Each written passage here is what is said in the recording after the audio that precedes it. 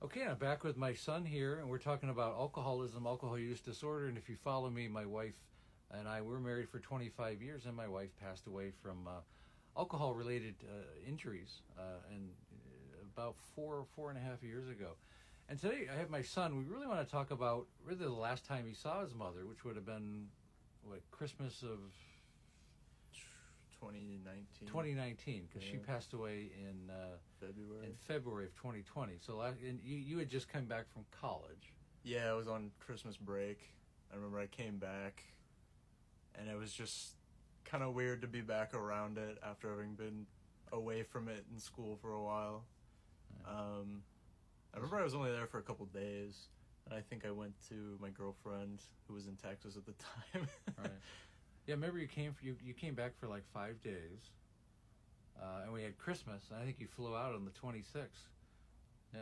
And you flew to Texas to see your girl. So I mean, it was Christmas break. You had 2 weeks, and you were with us for about 5 days, 4 or 5 days just for Christmas. Yeah, it was always just kind of, I don't know, it was kind of weird just going from, growing up with it and then getting away from it for a little bit and coming back. It was kind of like, I don't want to deal with it anymore. Yeah, I mean, I could tell you were just uncomfortable. I think we were just worn out from it. It was just tough. I mean, I had only been gone for like 2 months, and it was just, I don't know. I don't think I was ready to be around it again. Right. I mean, we dropped you off in September, so September, October, November. You're gone for 3.5, 4 months. Yeah. I know. So that was really the last time, because you don't know, but that was really the last time that you saw her. Because what happened was I dropped her off in a rehab facility in late January because she was getting really bad. I know she fell down the stairs at our house. And I took her to the rehab facility, and she was only there one day, and she fell down the stairs at the rehab facility, and we've never understood what happened there. She must have been unsupervised.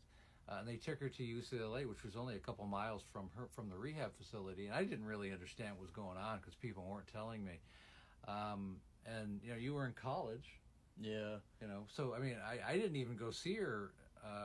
She was in the hospital for 2 weeks, and for us, it was like she's in the hospital again because she'd been in the hospital so much. Yeah, I mean, she had been in the hospital in and out my whole life. It just kind of felt like, I was told she was in the hospital, and it was just kind of like, oh, she's in the hospital again, she'll be okay in a week or something, I know, because she had had a gastric bypass surgery, she'd had 2 knee replacements, she had 2 operations on her ankle, and many emergency stays. Yeah, just a lot of alcoholism related. I mean, we were used to first responders being at our house about once a month. I mean, like the police or an ambulance was at our house like once a month. Yeah. So her being in the hospital was like, okay, here we go again, and that's hard for people to understand. It was just, you get kind of numb to it. Yeah, I mean, it was just kind of like, it had happened so many times, you don't really think of anything of it as terrible as that is. Right. I mean, you just want her to be well, but... Right. But we didn't need to pull you out of college. At the time, we didn't know that this was a life or death situation until I visited her the first time.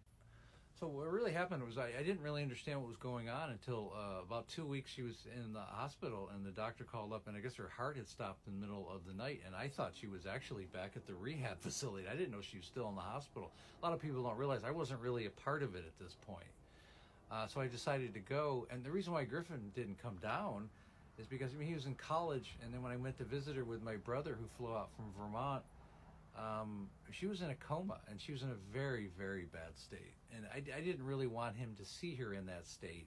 And there was no point in pulling him out of college. You know?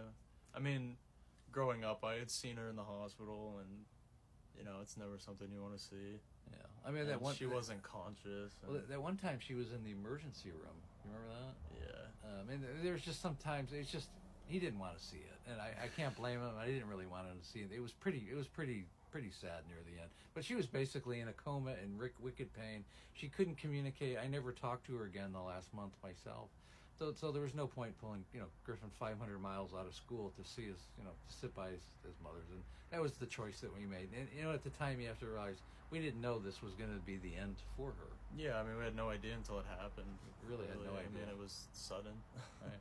And then at the end, at the last day, I called you up when she did pass away, and this is just before COVID. I mean, everything was shut down like a week later. Yeah. You know, that was a tough day when I had to call you. That was a tough phone call. You know. Yeah, I remember I was in the dorms and that was a tough day. Yeah. Because I mean, COVID was shut down. I think you were like the only person on campus.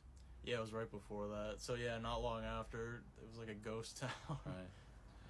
That was a tough time, but that's what happened.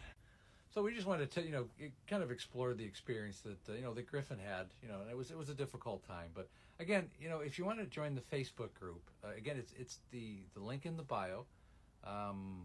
It's called "There's an Alcoholic in the Family." It's the Facebook group. You don't have to go to Facebook; just click on the link. And again, I go live Monday through Friday, right around 6:00 Pacific Standard Time, 9:00 Eastern Standard Time. And again, when you're ready to work with me one-on-one, we have the coaching program. I've helped thousands of alcoholics. I'm really looking for people who are ready to change their lives and the lives of their family. I've helped a lot of people set up a Zoom call. I want to do a deep dive into what's going on with you, and we'll go over the program, make sure you're a good fit. And again, thanks for listening.